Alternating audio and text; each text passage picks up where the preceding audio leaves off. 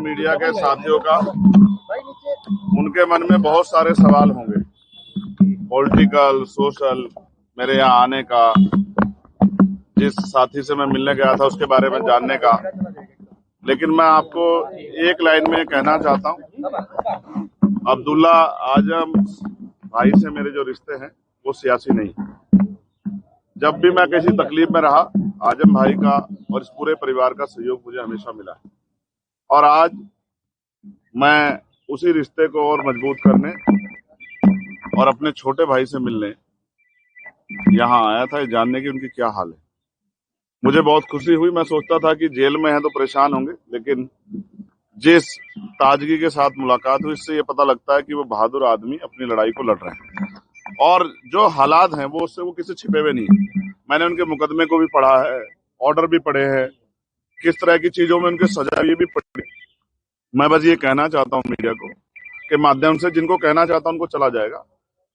सड़क से लेके और संसद तक हम इस लड़ाई को लड़ेंगे। हम इस लड़ाई को अकेले नहीं छोड़ेंगे, उनको, उस पूरे परिवार को, हमारा परिवार।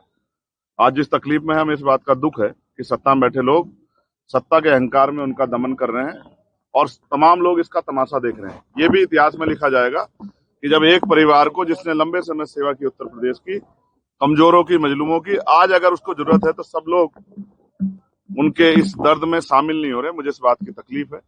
और जिस तरह के फर्जी मुकदमे लगा के और तमाम चीजें, वादी कह रहा है कि मेरा कोई नुकसान नहीं हुआ है, सरकार कह रही है कि हमने कुछ खरीदा नहीं है, लेकिन फिर भी सजा सजा सजा, रोज नए मुकदमे, ये सब ये साबित करती हैं कि ये सरकार की देखरेख में हो रहा है।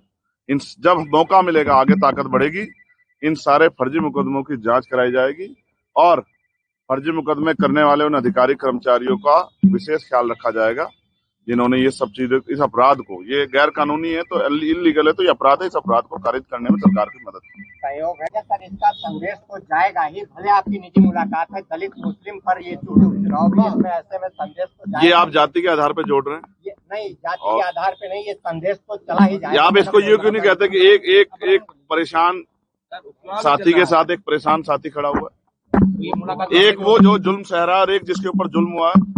गोली उत्तर प्रदेश में किसी और पे चली है क्या? पिछले साल से सर बंद है, 1 साल हो गया। इससे पहले आपको शायद नहीं पता है, लगातार परिवार के जरिए मेरी बातचीत होती है। उनके साथी जो यहाँ थे उनके जरिए मैं जानकारी लेता हूँ। मैं इसको पॉलिटिकल नहीं बनाना चाहता था इसीलिए, लेकिन अब मेरे पास ऐसे इनपुट थे कि अब ज्यादा मेरे भाई को मेरी जरूरत है, तो ऐसे समय पे मेरा चुनाव में घूमना या वो सब चीजें बाद में मैंने उनको लिया और मेरा मन था कि पहले मैं जाके मिलकर उनके हालात को जानूं। अच्छा, बात क्या हुई, क्या दूसरी तकलीफ, कुछ बताइए, वो भी तो शेयर कीजिए। आप के अंदर हम लोगों को नहीं पता। आपको क्या लगता है एक बहादुर आदमी क्या कभी अपनी तकलीफों को बयां करता है?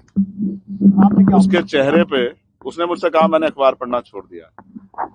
उसने मुझसे कहा कि मैंने परिवार के लोगों को कहा कि मैंने यहाँ मुलाकात करने मत आना, क्योंकि मैं जिस लड़ाई में हूँ अन्याय के खिलाफ, उसमें कोई भी कीमत चुकानी पड़े मैं पीछे नहीं हट सकता।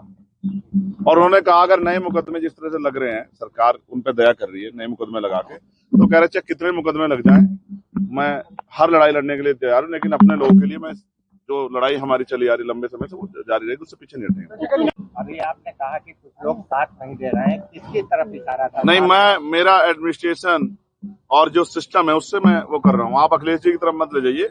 मैं सिर्फ ये सिस्टम से सवाल खड़ा कर रहा हूँ कि जो सिस्टम है, न्यायपालिका पे हम भरोसा करते हैं, लेकिन अगर जज साहब कहें कि हम मजबूर हैं, हमारे ऊपर दबाव है, तो फिर न्याय कैसे मिलेगा? मुझे एक खतरा और है, ये मेरा पर्सनल है, मेरे बहादुर छोटे भाई ने मुझसे नहीं कहा। जिस तरह से पिछली कई घटनाएं हुई है, मैं उनकी जान की सलामती की प्रार्थना करता हूँ और मैं सरकार से कहता हूँ कि ठीक है, आपके विरोध, अंतर विरोध हो सकते हैं, वैचारिक विरोध हो सकते हैं, राजनीतिक विरोध हो सकते हैं, लेकिन मैं चेतावनी के तौर पर कहना चाहता हूँ कि अगर कोई इस तरह का षड्यंत्र या साजिश करने की कोशिश की गई तो हम और हमारी पार्टी के लोग बिल्कुल चुप नहीं रहेंगे, ईंट से ईंट सरकार की बजा देंगे। ये चेतावनी में सरकार को देना चाहता हूँ। योगी जी ने अखिलेश यादव को गुंडों का CEO कहा है, क्या सहमत है, कितना सहमत है? अब ये तो आप योगी जी से पूछिए, वो पता नहीं क्या क्या बोलते रहते हैं। आप मुझे बताओ, एक चुना हुआ मुख्यमंत्री जो 7 साल से मुख्यमंत्री, उत्तर प्रदेश जनता को क्या संदेश देता है, देश की जनता को? केंद्र में सरकार आपकी है कि भाई बटोगे तो कटोगे, यानी कि डरो। डरने का संदेश देने वाला ये संवैधानिक उत्तर प्रदेश के सबसे बड़े पद पे बैठे व्यक्ति को शोभा देता है क्या? मैं उनकी जगह होता तो प्रदेश की जनता से कहता कि बिल्कुल मत घबराना, हम आपके साथ खड़े हैं, हर अंतिम व्यक्ति की सुरक्षा करेंगे और नौजवान हो, महिलाएं हो, किसान हो, सबका ध्यान रखेंगे, व्यापारियों का ध्यान रखेंगे, कोई घबराना, डरना मत। और मुख्यमंत्री क्या कह रहे हैं कि डरो डरो डरो, ये क्या बात हुई?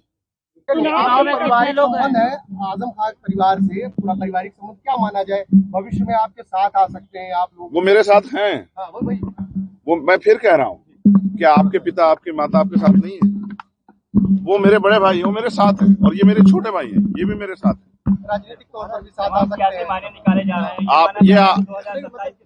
आप मीडिया के बंधुओं का काम ही सूत्र ढूंढना है, तो आप लोग निकालो अपनी तरफ से, लेकिन मैं अपनी बात स्पष्ट कर चुका।